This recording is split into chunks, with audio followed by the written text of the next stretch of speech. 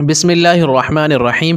السلام علیکم ورحمۃ اللہ وبرکاتہ۔ سورۃ الشمس کو آج ہم حرف بحرف ترجمے اور آسان تفسیر سے پڑھیں گے انشاءاللہ۔ بہت آسان صورت ہے، مکی صورت ہے، ابتدائی مکہ میں نازل ہوئی۔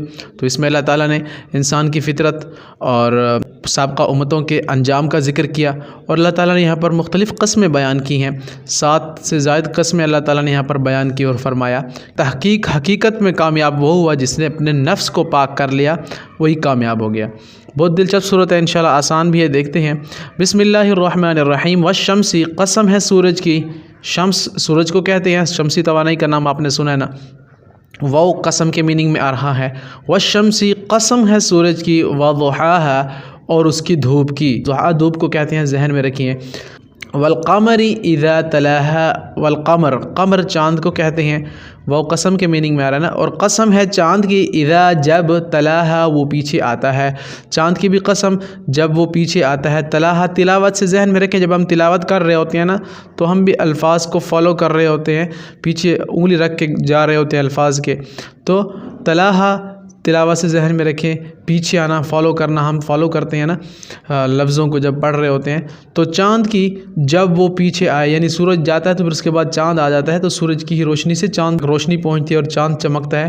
تو سارے اللہ تعالیٰ نے یہاں پر فرما دیے کہ والقمر اذا تلاہا، اور چاند کی قسم جب وہ پیچھے آئے، یعنی سورج جاتا ہے تو پھر اس کے بعد چاند آ جاتا ہے، تو اللہ تعالیٰ نے اس کی بھی قسم کھائی۔ والنہاری، اور نہار دن کو کہتے ہیں، دن کی، اذا جب جلاہا وہ ظاہر کرے اسے، اور دن کی قسم اذا کا مطلب جب آئے گا نا، جلوے سے ذہن میں رکھیں، ظاہر ہونا، جلوہ ہونا، جلوہ نما، ظاہر ہونے والی چیز، تو اسے آپ ذہن میں رکھیں کہ والنہاری، اور دن کی، نہار منہ سے ذہن میں رکھیں نا، صبح صبح ہم نہار منہ جب کچھ چیز کھاتے ہیں تو نہار دن کو ذہن میں رکھیں۔ والنہاری، اور دن کی، اذا کا مطلب جب آئے گا، جلہا وہ ظاہر کرے اسے، اور دن کی قسم دن جب ظاہر کر دیتا ہے دن کو، جس سے ہر چیز نظر آنے لگ جاتی ہے، روشنی ظاہر ہو جاتی ہے، اور دن کے جلوے سے ساری چیزیں واضح ہو جاتی ہیں، تو اللہ تعالیٰ نے دن کی بھی قسم کھائی۔ واللیل، اور رات کی، واو قسم کے میننگ میں آ رہا ہے لیل، رات کی، تو واللیل، اور رات کی قسم، اذا کا مطلب جب یغشاہا وہ ڈھانپ لے۔ اور پھر دوبارہ کلوزنگ کی طرف دیکھیں اللہ تعالیٰ کیسے لے کر جا رہے ہیں، پہلے روشنی کا ذکر کیا، پھر اب کلوزنگ۔ واللیل، اور رات کی، اذا جب یغشا وہ ڈھانپ لے، یعنی جب رات آتی ہے نا تو وہ غشی و طاری ہو جاتی ہے پورے دن پر، سارے دن کو ڈھانپ لیتی ہے، یعنی پردہ آ جاتا ہے سارے کے سارے دن پر، تو رات سارے دن کو دوبارہ سے ڈھانپ لیتی ہے۔ سبحان اللہ، اللہ تعالیٰ نے کیسی پیاری قسمیں بیان کی ہیں، پہلے سورج کی قسم کھائی، پھر چاند کی کھائی، پھر دن کی کھائی، اور پھر رات ساری چیزوں کو دوبارہ لپیٹ دیتا ہے، ان سب کی قسم اللہ تعالیٰ نے کھائی۔ پھر فرمایا والسماء، اور آسمان کی، وما، اور اس کی، بناہا جس نے بنایا اسے، یعنی اللہ تعالیٰ نے اپنی قسم بھی فرمائی، یہ آسمان کو تو اللہ نے بنایا، تو اللہ اپنی ہی قسم یہاں پر بیان کر رہے ہیں، آسمان کی بھی قسم اور اس آسمان کو بنانے والے کی بھی قسم۔ سبحان اللہ، بناہا بنانے سے ذہن میں رکھیں، اردو میں استعمال ہوا ہے۔ والارض، ارض زمین کو کہتے ہیں، والارض ارتھ انگلش میں کہتے ہیں، اور یہ ڈائریکٹ انگلش میں گیا لفظ، تو والارض، اور زمین کی، وما، اور اس کی، طحاہا جس نے بچھا دیا اسے، طحاہا بچھانے کو کہتے ہیں، ذہن میں رکھیں۔ سطح سے ذہن میں رکھیں نا، سطح زمین کی سطح ہم کہتے ہیں نا، تو زمین کا ایک لیول ہوتا ہے، تو اسی سے ذہن میں رکھیں، انشاءاللہ ذہن میں رہ جائے گا۔ والارض، اور زمین کی، وما طحاہا جس نے اسے بچھا دیا۔ ونفس، اور نفس کی قسم یعنی جان کی، وما، اور اس کی، سواہا جس نے درست کیا اسے۔ سواہا مساوات سے ذہن میں رکھیں نا، برابری سے، تو آپ کے ذہن میں رہ جائے گا۔ اللہ نے فرمایا کہ وَنَفْسٍ وَمَا سَوَّاهَا، اور نفس کی قسم اور اس کی جس نے اسے درست کیا۔ اللہ اکبر، نفس انسان کی جان کو اللہ تعالیٰ نے پیدا کیا، پھر اس میں روح ڈالی، پھر اس میں ہاتھ پاؤں جسم سب کچھ برابر کر دیا، تو اللہ تعالیٰ نے فرمایا اس رب کو دیکھیں کہ جس نے آپ کی جان کو بنایا پھر اس کو برابر کر دیا۔ فَأَلْهَمَهَا، پس اس نے الہام کی۔ فَأَلْهَمَ، الہام سے ذہن میں رکھیں، الہام ڈالنا، ٹھیک، اللہ کا الہام ہوا ہے، تو الہام کا لفظ اردو میں استعمال ہوتا ہے، ذہن میں رکھیں۔ فَأَلْهَمَهَا، پس اس نے الہام کی اسے، فجورہا بدی اس کی، و تقواہا، اور تقوی اس کا، یعنی نفس کو اللہ تعالیٰ نے پیدا کیا، پھر درست کیا نا، پھر اس کے اندر اللہ تعالیٰ نے الہام پیدا کر دیا، یعنی کہ اس کے اندر سافٹ ویئر انسٹال کر دیے، بدی کا بھی اور تقوی کا بھی اختیار بھی دے دیا ہے کہ اب جب انسان کو اللہ تعالیٰ نے ایک سافٹ ویئر دے دیا نا، پھر اس کو اختیار بھی ہے کہ اچھی طرف استعمال کرو یا بری طرف. کیوں؟ کیونکہ اب آپ کا موازنہ ہونا ہے، اور پھر قیامت کے دن آپ کو اسی لیے تو پیدا کیا گیا آپ کو دنیا میں، کیونکہ سورۃ الملک میں ہم نے پڑھا نا کہ لیبلوکم ایکم احسن عملا، تاکہ اللہ آزمائے تم میں سے کون اچھی عمل کرتا ہے. تو اس لیے اللہ تعالیٰ نے ہمیں ہمارے اندر ایک نیکی اور بدی کا سافٹ ویئر بھی انسٹال کر دیا، اور اختیار بھی اللہ تعالیٰ نے ہمیں دے دیا کہ ہم جس کو اپنانا چاہیں اسی کے بقدر ہمیں اس کا بدلہ ملے گا. تو فَأَلْهَمَهَا، اس نے الہام کیا اسے، فجورہا، بدی کا، وتقواہا، اور تقوی کا، یعنی اسی کے اندر نفس کے اندر اللہ تعالیٰ نے تقوی بھی ڈال دیا اور بدی بھی ڈال دی، اور اختیار بھی دے دیا انسان کو کہ جس کو اپنانا چاہے اپنائے. قد افلح من زکاہا، اور پھر یہ بھی بتا دیا، قد کا مطلب یقیناً تحقیق آتا ہے، افلح فلاح پانے سے ہے نا، اردو میں استعمال ہوتا ہے، ہم پڑھتے رہتے ہیں حی علی الصلاح، حی علی الفلاح، او کامیابی کی طرف، تو فلاح کامیابی کو کہتے ہیں.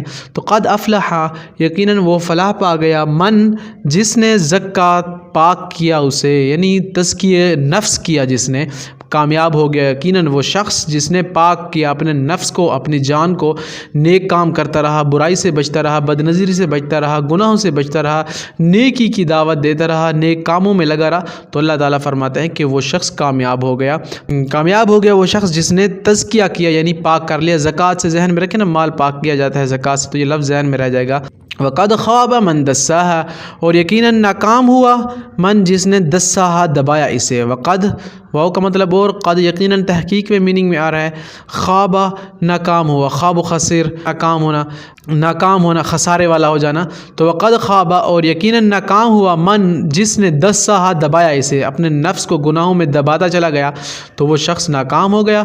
اور جس نے اپنے نفس کو پاک کیا وہ کامیاب ہو گیا.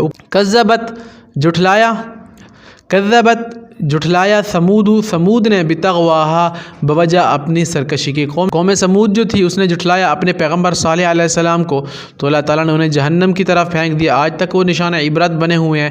صالح علیہ السلام کی جو قوم تھی، قوم سمود، تو انہوں نے جھٹلایا تھا اپنی سرکشی کے بسبب اپنے انبیاء کو، اپنے نبی کو. تو بے وجہ مطالبے کیا کرتے تھے. انہوں نے کہا اپنے نبی سے، جیسے ہی بیٹھے ہوتے ہیں ایسے ایویں چھوڑ دیتے ہیں منہ سے کوئی نہ کوئی بات. تو کہہ دیا کہ اے صالح، ہم تب بھی مان لائیں گے کہ جب آپ اس پہاڑ سے اونٹنی نکال لیں اور آتے ہی وہ بچا جنے. تو ایسی لغو بات، ایسی ناممکن بات انہوں نے کہی. لیکن کیونکہ اللہ کے نبی کو انہوں نے کہا تو انہوں نے دعا مانگی، تو اللہ تعالیٰ نے ویسے ہی ان کے سامنے اونٹنی نکالی جو گابن بھی تھی، اور آتے ہی اس نے بچہ جنا. تو اللہ تعالیٰ نے اس وقت اس قوم کو منہ مانگا مطالبہ دیا، معجزہ عطا کیا، لیکن پھر بھی وہ نہ مانے تو اللہ تعالیٰ نے انہیں ہلاک کر دیا. تو اللہ تعالیٰ تب تک لوگوں کو، قوموں کو ڈھیل دیتے رہتے ہیں جب تک کہ وہ منہ مانگا معجزہ نہ مانگ لے. جب وہ منہ مانگا معجزہ مانگتے ہیں یا منہ مانگی عذاب مانگتے ہیں تو پھر اس کے بعد مہلت نہیں ملتی، کیونکہ پھر ان پر حجت تمام ہو جاتی ہے، تب وہ ان کو عذاب کا مزہ چکھنا ہی ہوتا ہے. تو اسی لیے کذبت سمود بتغواہا، قوم سمود نے جھٹلایا تھا اپنے پیغمبر کو، تو اس لیے ان کو اس کی سرکشی کے بسبب سخت عذاب دیا گیا.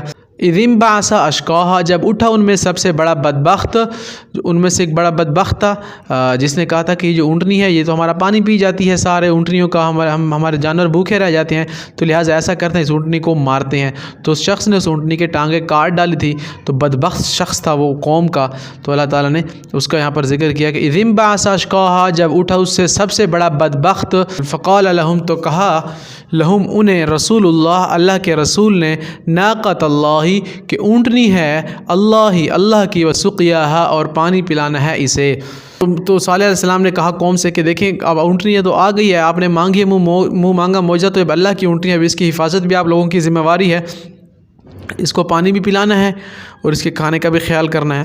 تو لوگ بدبخت تھے اور وہ کہہ رہے تھے کہ پہلے ہم سے اپنے اونٹنیاں نہیں سنبھالی جاتی، تو کیونکہ مانگی تو انہوں نے خود تھی، تو اللہ تعالیٰ نے وہ جب ان کے سامنے اونٹنی بھیجی تو اب وہ سارا پانی بھی پی جاتی، سارا چارہ بھی کھا جاتی ان کا، تو وہ تنگ ہو گئے. تو انہوں نے تدبیر سوچی، پھر اس کو مارنے کی کوشش کی. تو اللہ کے رسول نے انہیں فرمایا تھا، دیکھیں یاد رکھنا، کہا انہیں رسول اللہ کے رسول نے، ناقۃ اللہ، ناقہ اونٹنی کو کہتے ہیں، ناقۃ اللہ اونٹنی ہے اللہ کی، وسقیاہا، پانی پلانا ہے اسے، یعنی اس کے پانی کا خیال کرنا ہے، یہ اللہ کی اونٹنی ہے. سقیا، ساقی سے ذہن میں رکھیں، ساقی پانی پلانے والا، شاعر اور ادیب لوگ لفظ استعمال کرتے ہیں ساقی کا، تو اسے ذہن میں رکھیں، سقیاہا پلانے سے ہے. تو اللہ کے رسول نے انہیں کہا کہ اللہ کی اونٹنی ہے، اس کے پانی پلانے کا، باری کا انتظار کا خیال کرنا، اسے پانی پلانا، اسے نقصان نہ پہنچانا۔ فکذبوا، تو انہوں نے جھٹلایا اسے، فعقروها، پھر کونچیں کاٹ دیں اس کی، یعنی اس کی ٹانگیں کاٹ دیں، ایک ان کی طرف آزمائش تھی تو اس کی ٹانگیں کاٹ دیں انہوں نے۔ فدمدم، ہلاکت ڈالی، علیہم، ان پر، ربہم، ان کے رب نے، جیسے انہوں نے اونٹنے کو نقصان پہنچایا تو ان کے رب نے ان کے اوپر ہلاکت ڈالی، یعنی عذاب نازل کیا ان کے اوپر، علیہم، ان پر، ربہم، ان کے رب نے، بذنبہم، بوجہ ان کے گناہوں کے۔